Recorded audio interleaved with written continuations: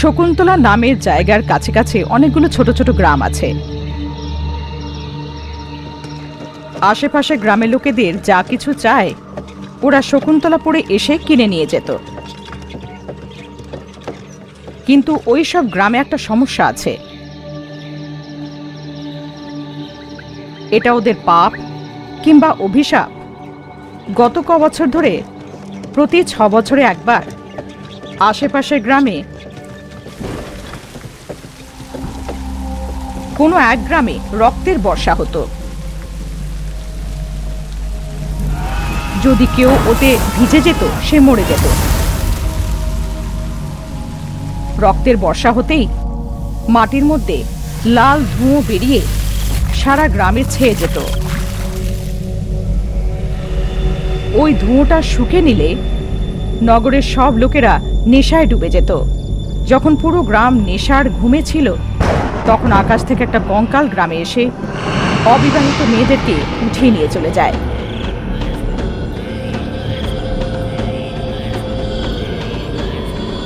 উঠিয়ে নেওয়া মেয়েদের অগম্যা নামের একটা ঝিলে ওইখানে ফেলে দেওয়া হয়। ঝিলে পড়ার সাথে সাথে মেয়েটা মাছ হয়ে যায়।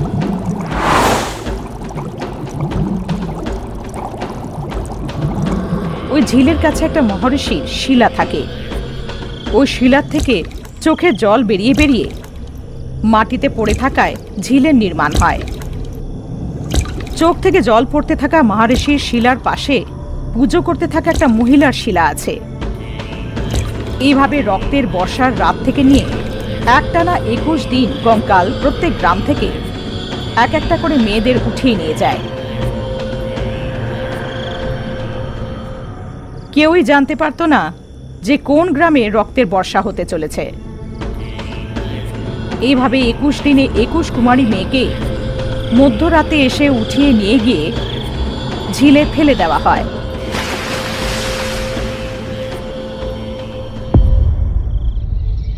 কিছু বছর ধরে শকুন্তলাপুরের আশেপাশের গ্রামে অনেক অবিবাহিত মেয়ে উধাও হয়ে গেছে। কেউ জানে না কি হয়েছে তাদের সাথে, তারা কোথায়, তারা জীবিত আছে কি না। প্রত্যেকটা প্রজা ভয়ে ভয়ে ভয়ে বাঁচছে। যদি বাড়িতে কোনো অবিবাহিত মেয়ে আছে তাদের চোখ থেকে ঘুম চলে যায়। 6 মাসে একবার রক্তের বর্ষা হবে, গ্রামে লাল ধুঁয়ো ছেয়ে যাবে, এটা সবাই জানতো। কিন্তু ধুঁয়ো ছেয়ে যাবার পরে কি হয় এটা কেউ জানতো না। শেষমেশ এটার পিছনে কি রহস্য যদি জানতে না পারা যায়, রহস্যটাকে জানার জন্য অনেক যোগী, সিদ্ধিপ্রাপ্ত আর তান্ত্রিকদেরকে গ্রামে আনা হয়। কিন্তু কেউ এটার কারণ জানাতে পারল না। নিখোঁজ মেয়েদের জন্যে গ্রামে বাজনা বাজিয়ে খোঁজ করার পরেও এখনো পর্যন্ত কোনো খোঁজ পাওয়া যায়নি। কিন্তু গ্রামের লোকেরা বুঝে গেছে যে লাল বৃষ্টি হওয়ার পরেই মেয়েরা নিখোঁজ হয়। শকুন্তলাপুরের আশেপাশের সব গ্রামের লোকেরা অনেক বছর ধরে সমস্যার দ্বারা পীড়িত আছে। একদিন শকুন্তলাপুরের লোকেরা গ্রাম প্রধানের কাছে গিয়ে, সাহেব, লাল বৃষ্টি হওয়াতে শুধু 1 মাস বাকি আছে। আশেপাশের গ্রামের লোকেরা ত্রাহি ত্রাহি করছে। কে জানে কোন গ্রামে কে উধাও হয়ে যাবে। এর থেকে বাঁচার একটাই উপায় আছে, অবিবাহিত মেয়েদের তাড়াতাড়ি বিয়ে দিয়ে দাও, না হলে এবারেও আমরা আমাদের মেয়েদের হারাবো। আমাদের গ্রামের সঙ্গে অন্য গ্রামে এটার প্রচার করে দাও। যেমনটা শকুন্তলাপুরের গ্রাম প্রধান বলেছে ওই গ্রামের সাথে সাথে আশেপাশের গ্রামেও বাজনা বাজানো হলো। লাল বৃষ্টি হওয়াতে শুধু 1 মাস বাকি আছে। যাদের ঘরে অবিবাহিত মেয়েরা আছে তাড়াতাড়ি তাদের বিয়ে দিয়ে দিন, এটা গ্রামের প্রধানের আদেশ। প্রাহুসার প্রাহুসার। শকুন্তলাপুরের সাথেই সেটে আছে সাবরিপুর গ্রামে রবি আর রানী নামের জামাইবাবু আর শালি থাকে। বাজনা শোনার পরে বড়রা রানী আর রবির বিয়ে দেওয়ার নিশ্চিত করে। বাবা রবি, তোমাকে রানীর সঙ্গে আগামী মুহূর্ততে বিয়ে করতে হবে। ঠিক আছে মামা, এমনিতেও আমি রানীকেই বিয়ে করতাম, যেমন আপনার ইচ্ছে। দাদা, কাছাকাছি কোনো দিন আছে তো দেখুন, না হলে রানীর কোনো বিপদ হতে পারে। হ্যাঁ বোন, তুমি ঠিক বলছো। পুরোহিতের সঙ্গে কথা বলে মুহূর্ত বের করি। এইভাবে বড়রা রানী আর রবির বিয়ে ঠিক করে দেয়। 23 দিনের মধ্যে বিয়ের শুভ সময় দেখা গেল। প্রত্যেকটা কসবায় কুমারী মেয়েদের বিয়ের সময় বার করে বিয়ে করিয়ে দেওয়া হচ্ছে। ওদিকে রানী আর রবির বিয়ের সন্ধ্যাবেলায় হঠাৎ করে সবরিপুরে আকাশ লাল হয়ে যায় আর রক্তের বর্ষা শুরু হয়ে যায়। এটা দেখে সবাই ভয়ে পালাতে শুরু করলো। বর্ষায় না ভিজে সবাই বাড়ির ভিতরে ঢুকে পড়ল। মাটিতে বর্ষা হলো, সারা গ্রামে লাল ধুঁয়ো ছেয়ে গেল। ধুঁয়োর জন্য গ্রামের সব লোকেরা নেশায় চলে গেল। সারা গ্রাম অন্ধকার নেমে আসে, নিস্তব্ধ হয়ে যায়।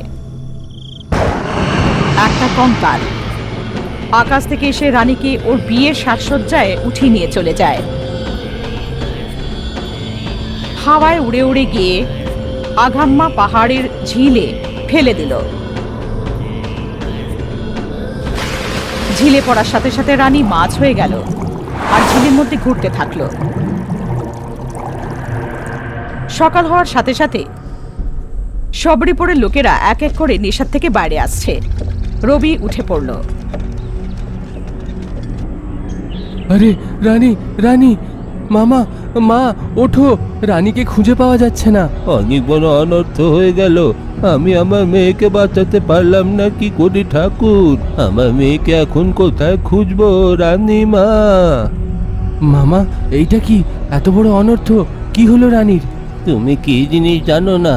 কোন জন্মে পাপ করেছিলাম যে এই জন্মতে ভোগ করতে হচ্ছে। তুমি রানীর আশা ছেড়ে দাও। রানী আমার প্রাণ মামা, যা কিছু হয়ে যাক আমি তাকে খুঁজে বের করব। তার গলায় মঙ্গলসূত্র পরিয়ে আমি এখানে নিয়ে আসব। এমন রবি প্রতিজ্ঞা করল আর রানীকে খুঁজতে বেরিয়ে পড়ল। আশেপাশের গ্রামেও খুঁজল, পাহাড়ে জঙ্গলে খুঁজল। রানীকে কোথাও পাওয়া গেল না। একদিন রবি জঙ্গলের মধ্যে দিয়ে যাচ্ছিল। ও একটা বুড়িকে দেখতে পারল।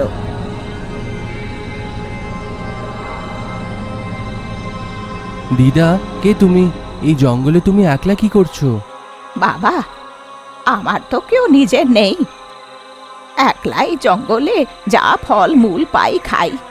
কিন্তু তুমি কে? তুমি কোথা থেকে আসছো? কোথায় বা যাচ্ছ? দিদা, আমার নাম হলো রবি। আমি ভাগ্নিকে খুঁজে পাচ্ছি না।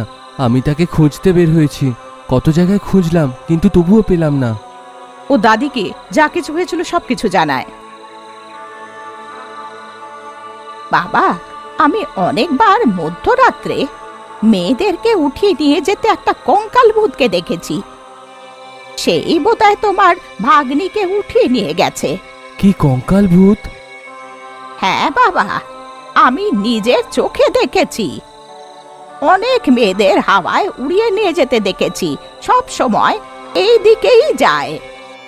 ডানাওয়ালা কঙ্কাল। এমন বলতে বলতে দাদি রবিকে অগমায়া পাহাড়ের দিকে দেখায়।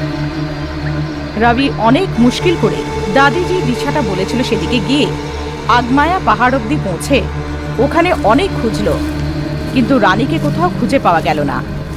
এইভাবে কিছু দূর যাওয়াতে একটা মাটিতে কুঁয়ো দেখা গেল।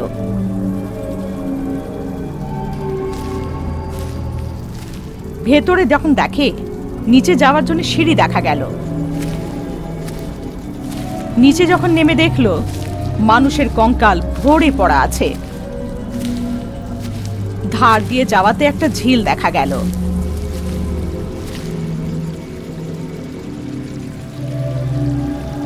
যার মধ্যে 21টা মাছ খেলতে দেখা গেল। ওদেরকে গুনে এইটা তো আশ্চর্যের ব্যাপার। মনে হয় যেন পাথরের চোখ থেকে জল বের হয়ে নদী হয়ে গেছে। এমন ভাবতে ভাবতেও মাছগুলোকে দেখছিল। তার মধ্যে থেকে 20টা মাছ এদিক ওদিক ঘুরছে। একটা মাছ রবির দিকে তাকিয়ে আছে। যখন রবি ওই মাছটাকে নিজের হাতে নিল, ওই মাছটা রানীতে বদলে গেল। রানী, হে ঠাকুর, তোমাকে দেখতে তো পেলাম, তুমি এখানে অর্ধেক মাছ হয়ে আসলে কি হয়েছে? আওয়াজ করো না জামাইবাবু, রেগুয়া উঠে যাবে। এই রেগুয়াটা কে? রেগুয়া মোষের মতন একটা রাক্ষসী জানোয়ার, ওর জন্যই আমাদের গ্রামের রক্তের বর্ষা হচ্ছে। চলো জামাইবাবু, তাড়াতাড়ি এখান থেকে চলে যাই, না হলে ওই কঙ্কালটা তোমাকেও মেরে ফেলবে। চলো চলে যাই। এইভাবে রানী আর রবি ওইখান থেকে পালিয়ে যায়।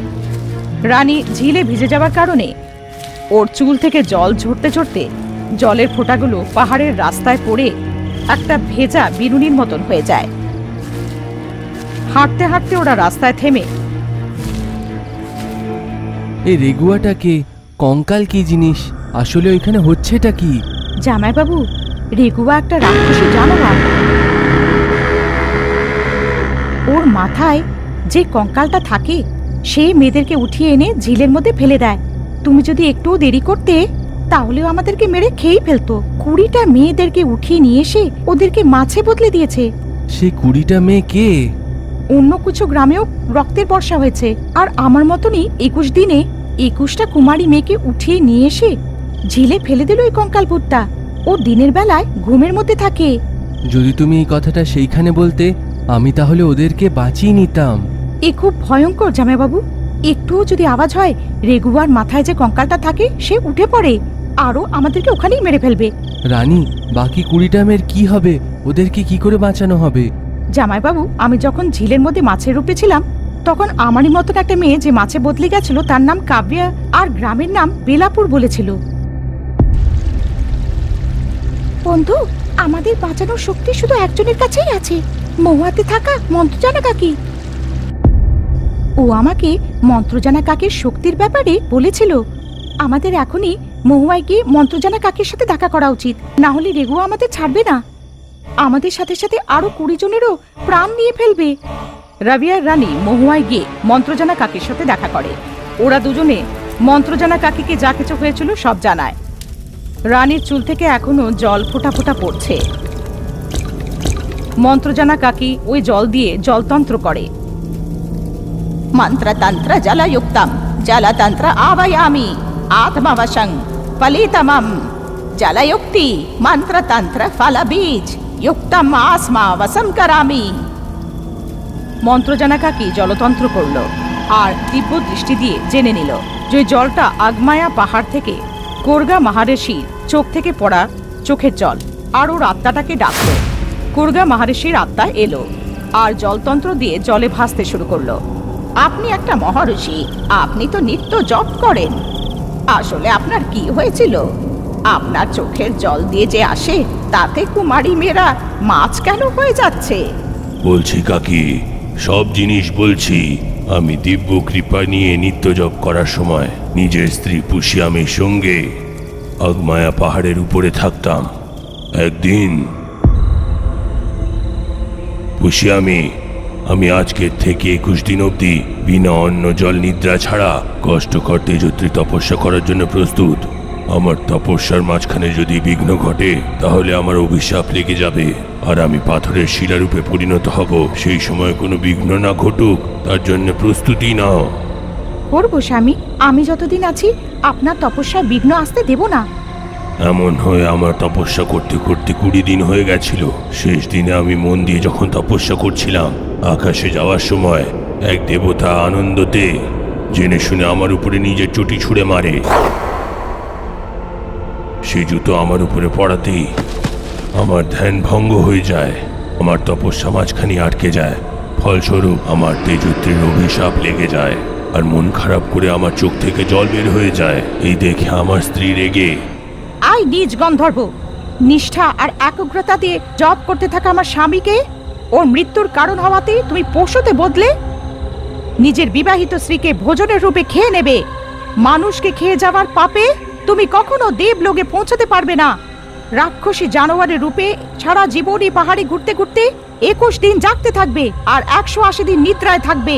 এটা আমার অভিশাপ, ভোগো। এইভাবে সেই দেবতাকে অভিশাপ দেয়। সেই দেবতার মাথা ঠিক হওয়ার পরে সাপটাকে নিয়ে নেওয়ার অনুরোধ করে। 21 বছর, প্রতি 6 মাসের ঘুমের পর 21 দিন 21টা অবিবাহিত মেয়েদেরকে বিয়ে করে ওদেরকে মেরে খেয়ে ফেলবে। এর মানে হচ্ছে 21টা বছরে 832টা মেয়ের হায় লেগে নিজের গন্ধর্ব পুণ্য খুইয়ে দিয়ে পাহাড়ের মতন পাপ একগ্র করে মরে নরকে গিয়ে পাপ ভোগার পরে আমার শ্রাপ দূর হবে আর তুমি নিজের লোককে প্রাপ্ত করবে। যদি ভুলেও তার মধ্যে থেকে একটা মেয়ে বেঁচে বেরিয়ে যায় তাহলে তারপর আরো 21 বছর ভুগতে হবে। তুমি দেবের শক্তি সব খুইয়ে দিয়ে শূদ্র শক্তি প্রাপ্ত করবে। এক রাক্ষসে জানোয়ারে বদলে আমার অভিশাপ শেষ হওয়া পর্যন্ত ওই জায়গায় থাকবে। আমার স্ত্রী সাপ উদ্ধার বলে দিয়ে সেও শিলারূপে পরিণত হয়। এইটাই ঘটেছিল কাকি। 42 দিনের মধ্যে রেগুয়া যখন নিজের নিদ্রা ভঙ্গ করবে, রেগুয়ার গোলাম সেই ডানা থাকা কঙ্কাল 21টা মেয়েদের তার জন্য উঠিয়ে নিয়ে এসে তাদের পুকুরের মধ্যে লুকিয়ে দেয়। যতক্ষণ সেই পুকুরের নদীর মধ্যে মেয়েরা থাকে ততক্ষণ মাছের রূপেই থাকে ওরা। রেগুয়া ঘুম থেকে ওঠার পরে একবারে 21টা মেয়ের সঙ্গে বিয়ে করে গুফার মধ্যে নিয়ে গিয়ে তাদের মেরে খেয়ে নেয়। কিন্তু তাদের মধ্যে 21টার মধ্যে আপনি একটাকে নিয়ে এসেছেন, তাই রেগুয়া সেই মেয়েটার জন্য নিশ্চয় আসবে। এতটা বলে মহর্ষির আত্মা উধাও হয়ে যায়। আসতে দাও, আসতে দাও, আমার কাছে আসলে আমার হাতেই মরবে। ঘুম থেকে উঠে যখন রেগুয়া মোষের রূপে ঝিলের কাছে এসে দেখে তার মধ্যে শুধু 20টা মাছ থাকে। রেগুয়ার মাথায় থাকে কঙ্কাল। গুরু, মনে হয় একটা মেয়ে পালিয়ে গেছে। দেখুন, মেয়ের মাথার থেকে জল পড়ে থাকা সেগুলো সব মাটিতে দেখাচ্ছে। এটা বলার সাথে সাথে রেগুয়া রেগে গেল। জলের ফোঁটা আর গন্ধের অনুসরণ করতে করতে মন্ত্র জানা কাকির স্থানে দ্রুত গতিতে চলে গেল।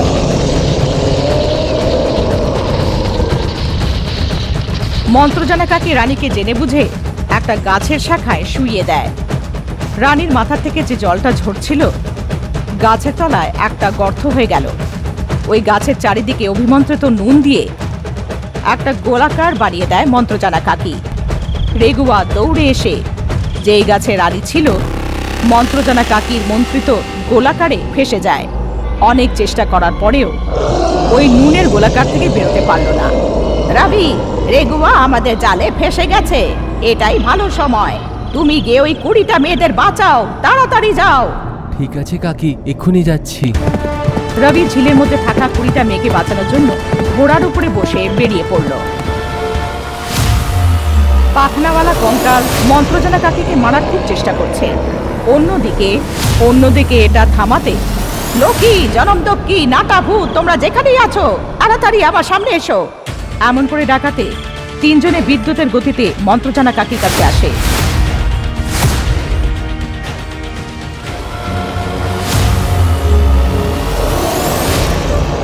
মন্ত্রজানা কাকির মন্ত্র পড়ার সময় লোকি, জনমদগ্গি দুজনেই গোলাকারের কাছে গিয়ে জোরে জোরে মন্ত্র পড়ে রেগুয়াকে থামাচ্ছে। এরই মধ্যে নাটা ভূত পাখনাওয়ালা কঙ্কালকে ধরে হাওয়ায় নিয়ে যায় আর ওকে নিজের চুলে দিয়ে ভস্ম করে দেয়। জাম জাম জাম দিগ্বাদনম পশুপক্ষ রাক্ষসম ব্রম ব্রম ব্রম মন্ত্রতন্ত্র বিমোচনম গম গম গম সর্বদুষ্ট শক্তি নাশনম।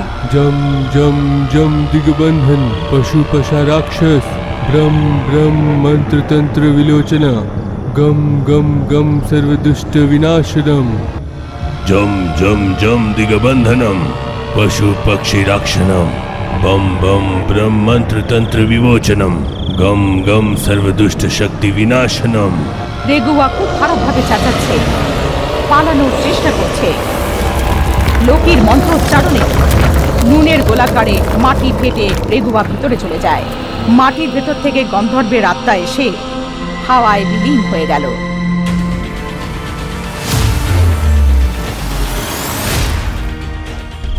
আঘাম্যা পাহাড়ে মহর্ষির চোখ থেকে অশ্রু বন্ধ হয়ে যায় আর ওই ঝিলটা কিছুক্ষণের মধ্যে শুকিয়ে গেল। ঝিলে থাকা 20টা মাছ মেয়েতে বদলে গেল। রবি সবাইকে সুরক্ষিতভাবে গ্রামে পৌঁছে দিল। ওদিকে রানীর মাথার থেকে জল টপকানো বন্ধ হয়ে গেল। ওর চুল সামান্য হয়ে গেল। মন্ত্রজানা কাকি লোকের সাহায্যে রানীকে গাছ থেকে নামালো। রেগুয়া নরকতে শাস্তি পাচ্ছে। অভিশাপ দেওয়ার কারণে নিরীহ মেয়েদের মৃত্যুর কারক হয়ে থাকা আমার স্ত্রীও নরকের মধ্যে শাস্তি পাচ্ছে। রাগের মাথায় যেই নির্ণয় আমরা নিই সেইটা আমাদের নষ্ট করে দেয়। মন্ত্রকাকে আপনি খুব মহান। আপনার কারণে অনেক গ্রামের লোক এই সমস্যার হাত থেকে মুক্তি পেল। এই নিন আকাশ শঙ্খ, বিপদের সময় এইটা নিশ্চয়ই কাজে আসবে। এইটায় ফু দিলে আপনার যেইখানে দরকার সেইখানেই পৌঁছে যাবেন। কিন্তু সকালের সময় এইটা শুধু 20 মিনিটের জন্যই কাজ করে। অন্ধকারে এতে ফু দিও না, কিন্তু খুবই ভয়ঙ্কর। এতটা বলতে বলতে মহর্ষির আত্মা উধাও হয়ে গেল। ওই আকাশ শঙ্খটাকে জনমদগ্গিকে দিয়ে কোর্ধা মহর্ষির দৈবীয় শক্তি দ্বারা আকাশ শঙ্খটা, যেহেতু তোমার কাছে দৈব শক্তি আছে, এটা তোমার কাছেই থাকা উচিত। আমার শূদ্র শক্তির মাঝে এটা রাখা উচিত নয়। মন্ত্র জানা কাকি জনমদগ্গিয়া লোকিকে সব গ্রামবাসীরা ফুলের বর্ষা দিয়ে ধন্যবাদ জ্ঞাপন করলো। তখন থেকে শকুন্তলাপুরের আশেপাশের গ্রামে লোকেরা আরাম করে থাকতে শুরু করলো। কিছু বছর পরে শুভ সময় রানী আর রবির বিয়ে ভালো মতন হলো।